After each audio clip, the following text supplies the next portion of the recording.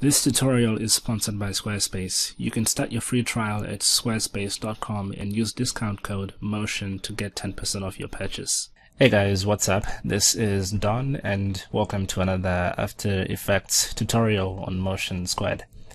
And today we are going to take a look at how to create this fire logo effect. So we're going to start with a new comp, 1280 by 720, 24 FPS, duration 8 seconds, and I'm gonna call this fire logo 02, and I will hit OK. And I'm gonna drag in our first image. This is this asphalt texture which I found on Google. And this image, along with the rest of the files we are using in this tutorial, will be available for you to download on the post page on the site. So this image has some blue tint on it, like a bluish tone in the color in the shadows.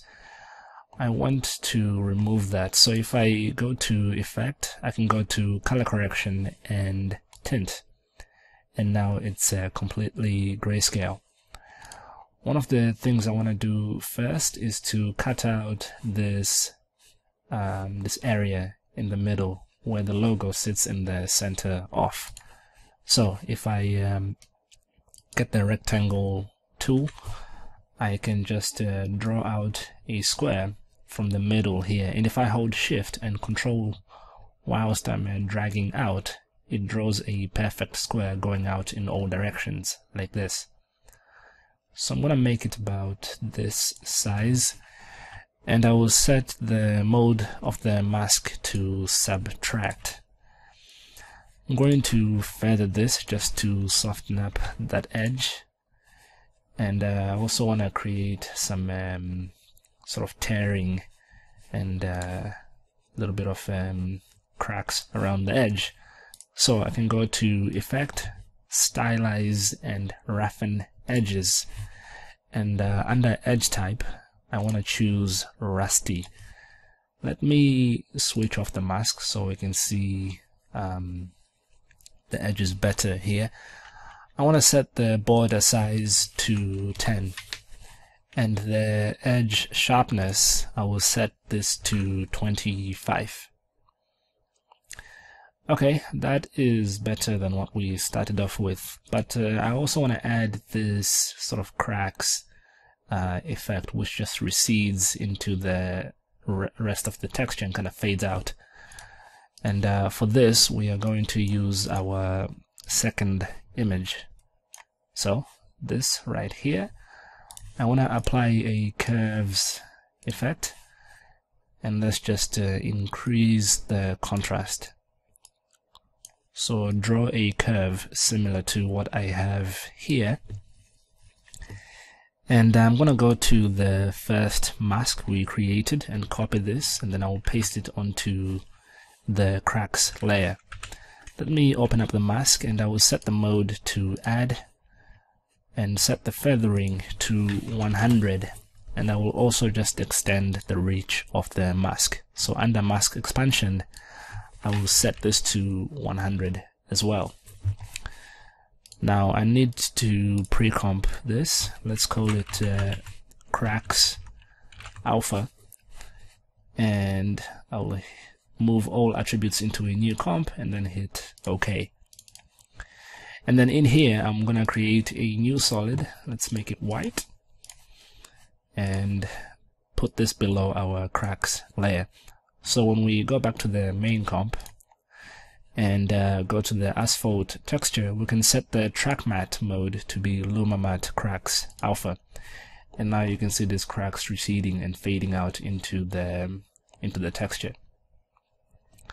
Okay, next step, we're going to make the background, this glowing orange cracks behind the number 2. So for this, we need to first of all just create a new solid. Let's call this the BG or background, whatever you prefer. And under color, we'll set this to maybe 50% gray and then hit OK. Let's put this below everything, and then I will pre-comp, and let's call this BG pre, and I will hit OK. And then in here, we want to drag in that same image, or that same comp, the Cracks Alpha comp, above our gray background. And also, let's bring in our asphalt texture. In fact, we can remove this gray solid. I just needed it to create a new comp. Okay, I'm going to insert a new solid, and this is going to be the color of our cracks. So like a deep dark orange color like this will be fine. And I will hit OK. And OK, let's put this below the Cracks Alpha and set the track matte to be Luma Matte inverted this time, because we want the orange glow to show up in the dark areas here. Okay, so this is what it should look like. I'm going to scale down our asphalt. It doesn't matter if it starts to recede from the edges here, as long as it's still within the middle. And you can see that in the main comp here, the cracks with the glow line up perfectly with the cracks we created on the main image, and that's because we've used the same pre-composition. So what we can do to just offset this is to go back into the background layer, and we will get this comp with the cracks on it, and then just maybe flip it left to right and maybe move it up slightly. So now when we go back to the main comp, you can see that it's offset, and now it doesn't follow the same pattern as the cracks we have in this layer. Okay, right now the background and the foreground are just sort of melting into each other. We want to separate them. So if we go to the asphalt texture, we can go to layer styles and drop shadow. Let's go into the shadow options, and the opacity, we'll set this to 100. The size is also going to be 100, and the spread is only going to be maybe just 5%. It's quite strong already. And now we can see there's a difference between our foreground and the back element. This has that bluish tint on it, which I forgot to take out. So let's go in here and apply a tint effect onto the cracks, onto the asphalt texture.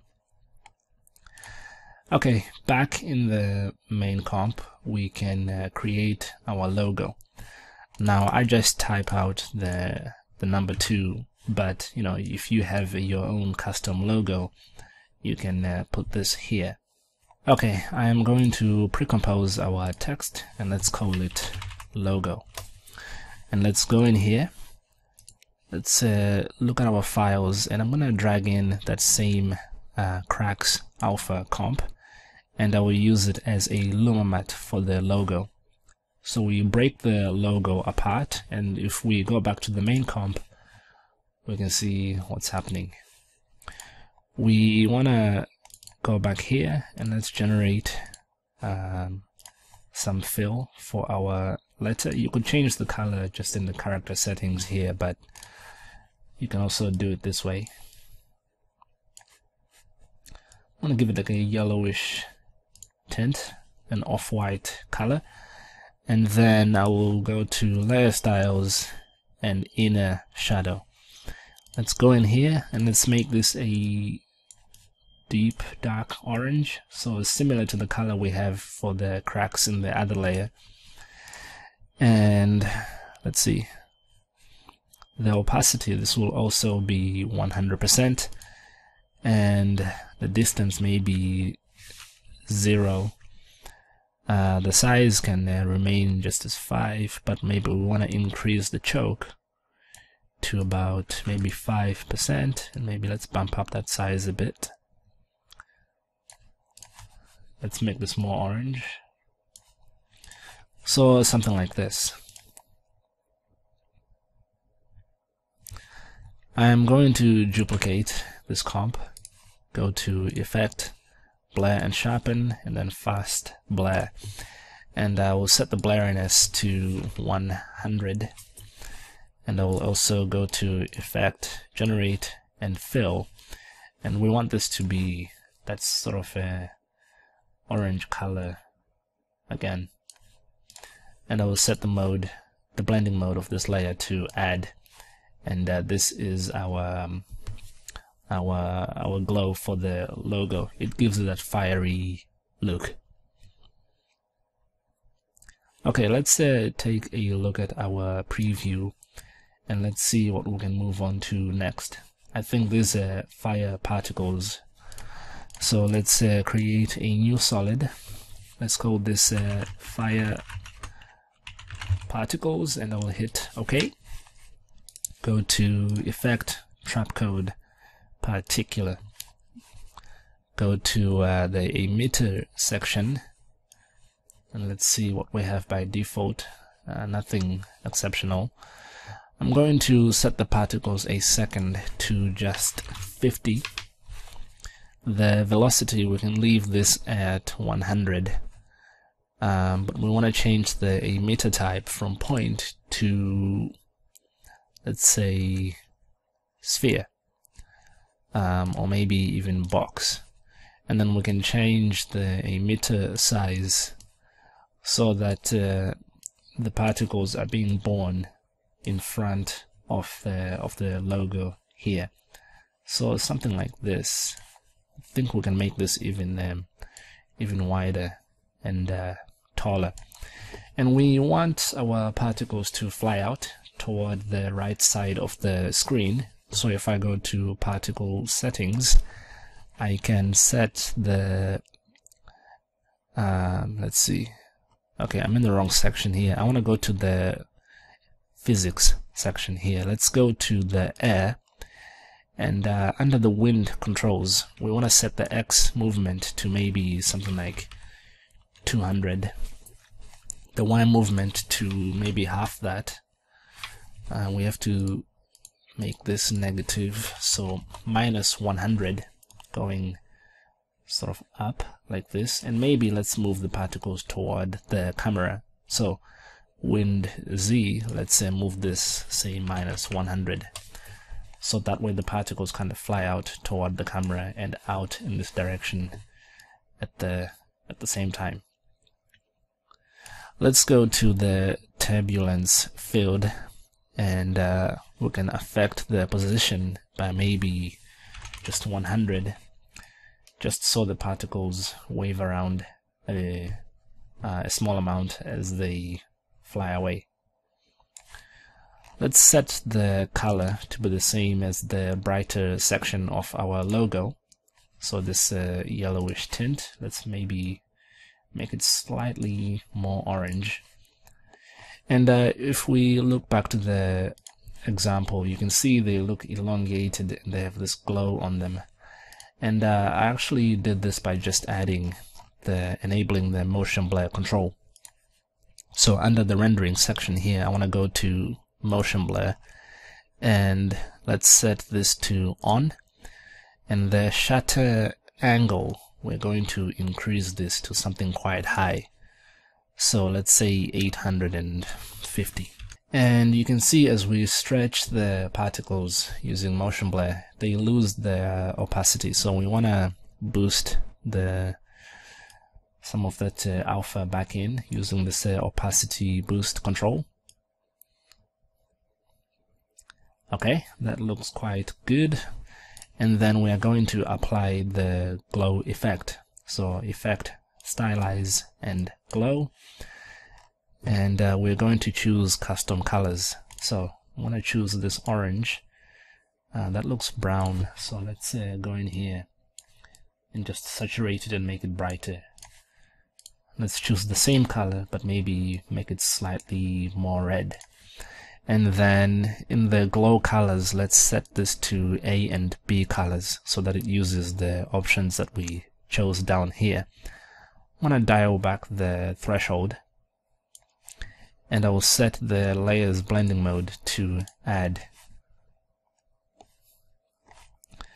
And we can play around with the radius to get something closer to what we are after.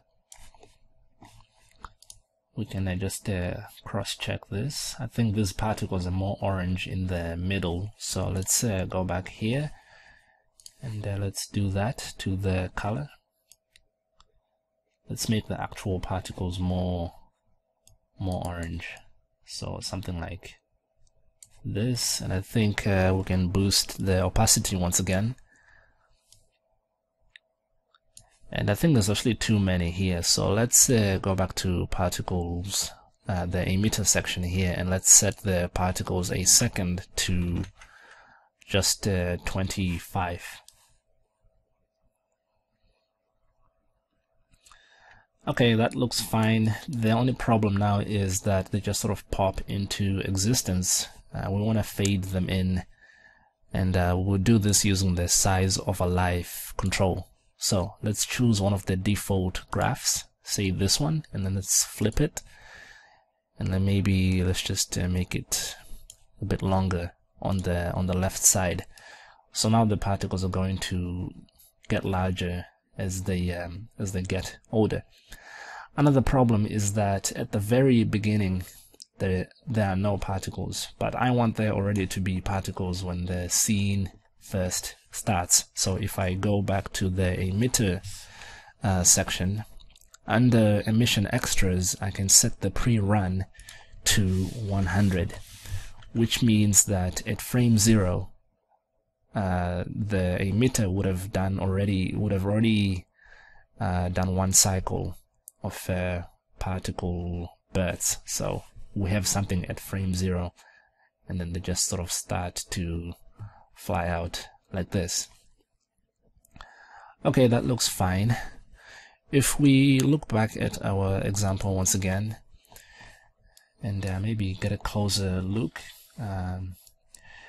you can see we have this sort of a heat distortion effect happening. And let me show you how I did this one. Squarespace is the platform you need right now to create a professional website, store, or portfolio. Choose one of many highly customizable templates complete with a drag and drop interface that will make adding new content a breeze. And if you need help, Squarespace has over 100 support staff working 24/7. Starting at only $8 a month, you can get a free domain name if you sign up for 1 year. You can start your free trial at squarespace.com and use the discount code MOTION to get 10% off your purchase and support Motion Squared. So we are going to pre-comp the particles.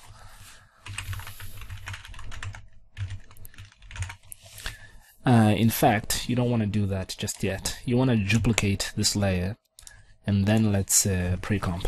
So let's call this comp displacement map reference, because that's how I did the effect. I used the displacement map effect and used the particles as the map. So if I hit OK, let's go into this layer. We want to increase the size of the particles to say 25, and I'm going to apply a tint so that the particles are completely grayscale. I'll maybe increase the radius of the glow, and I'm also going to distort this layer. If I go to the distort menu right here, I want to choose turbulent displace. I'm going to set the amount to 100 and the size to 25, so they look wavy as they fly out like that. And in the particle settings, I'm going to set the sphere feather to 100, just so they appear a bit softer. I am also going to change the random seed so that my displacement map is not going to have the same path as the fire particles in our main comp, which we are going to jump back into. And let's shut this layer off, create a new adjustment layer, go to Effect, Distort, and you want to use the displacement map effect. and we'll use our particle layer as the reference.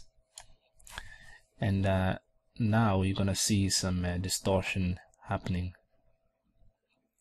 And this layer will stay above everything, so that you know, the fire particles will distort in the background, and also the logo. You can increase the amount of displacement, so say something like 25 and 25 for a really extreme result. I think that's too much. I'm gonna stay with maybe just 10 and 10, and you get to choose what kind of channels you wanna use for either the horizontal displacement and the vertical displacement. And I mean, the normal red and green is fine, but maybe you want to use something like the luminance on both the channels. The result is almost the same. Okay, so this looks quite good. We are now going to add this smoke over here, and for this we are going to use some stock footage. So I have this footage of some smoke. It's a very large piece of stock footage. I think it's 4K resolution, and you know, I shouldn't be really blowing this horn just yet, but Motion Squared is working to bring you guys a 4K stock footage pack. We found a cameraman who has a Red Epic camera, and we're working with him to put together a stock footage pack. So that won't be out for quite a while, but I thought I'd tell you anyway. So sort of maybe 2 or 3 months down the line, you might see this thing drop. Anyway, let me just rotate this. I'm not looking at it. Okay, in this comp. Let's place it over here and set the blending mode to screen. Make sure it's below our displacement layer, or above, depending on which kind of look you prefer. I think above will be fine. Okay, the smoke doesn't start to get interesting until much later on. So let me just offset this back in the timeline. So something like this looks fine. You can see we have this really harsh edge. So what I'm going to do is pre-comp this, and let's leave attributes in this main comp. I'll hit OK. Let's jump in here, and if we click on the layer, go get the ellipse tool and double click to insert the mask, full the same size as the frame, and I want to set the feathering to something quite high, so say 100, and I'll also just bring in the expansion, so minus 100, same amount, and maybe I'll feather this even more, so 200. And now if we go back, you can see that harsh edge, it's still there, a small amount, but I'm going to lower the opacity of this layer anyway to something like 30. So you won't see it that much anyway, maybe even more, say 40. And maybe I can scale it down a small amount. Let's position it differently. And now we have some smoke following our particles. Let's set this to the opacity rather to about 50.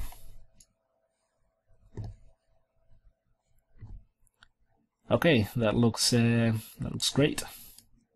Can push this back maybe.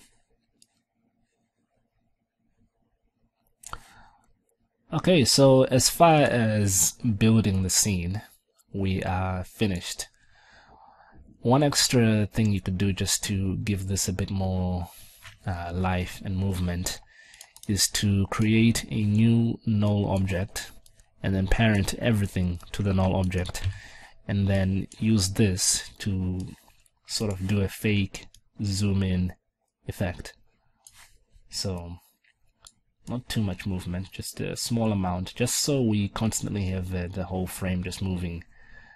Because if you don't do this, it might feel a bit stagnated, and you don't want that. Stagnated or stagnant? I think it's the other one. Okay, I'm going to create a new adjustment layer, and this is going to be our color grading. So if I go to Magic Bullet Looks, I can dive in here. I'm gonna set my zoom to be exactly 100. It looks a bit strange when it's on like 99 or 98, but 100 is what we want. Let's start in the lens section. Let's apply some vignette. We really want to bring more focus to the center here, so I'm gonna really apply this vignette effect quite strong, so something like 80 for the strength, and you can adjust how much you want to darken the edges by using this second smaller circle. You can play around with this as well. That center is not bright enough, so let's go to the spot exposure. Let's really bring it in. Let's maybe increase the stop by maybe 0.5, so the center is going to be really bright, and we can focus this even more just to make it look even hotter. I'm gonna go and get some edge softness, set the blur size to just 1 and the quality to 10, and all of this is just trying to bring more attention to the center of the logo, as well as just creating a more interesting look. I'm gonna go and apply the haze flare effect, just to apply this sort of wispy kind of fill light effect. Let's make it really orange, and let's increase its brightness. I'm gonna increase the spillage as well, increase the softness. I'm gonna lower the reach though, and I will switch off the reflection. So this will just make our scene a little bit more interesting and add some color into some of the dark areas. Okay, that looks fine. Let's go to the post section and do some color correction here. Let's add the color ranges effect. Let's dial in some blue into the shadows here, something like this, and let's maybe darken it. And in the highlights, we can dial in some orange, and also brighten these as well. And in the mids, I don't know what we can do here. Maybe a small amount of green won't hurt us. You know, just trying to get something that looks unique. And that looks quite good. We can see our red is peaking way over 1. So what we can do is go and add in an auto shoulder, and that just suppresses a lot of the colors back to 1, and they get clipped. But you know, that's a really bright look. It really pops out, and it doesn't look too bad. I'm gonna hit OK, and this is our final scene finished. One thing I forgot, actually, if we go back to the background layer, we want to create an adjustment layer. Go to Effect, Stylize, and Glow. We can lower the threshold, not too much though, and play around with the radius, just so those glowing cracks come out a little bit more. And this is the final look. So thank you for watching. I hope you learned something new in this tutorial. And you know, take this and see what you can come up with. And if you have any questions about anything, not just this tutorial, feel free to message me either on my contact form or Facebook, Twitter, and all that stuff. But that's me for now. I will see you in the next video.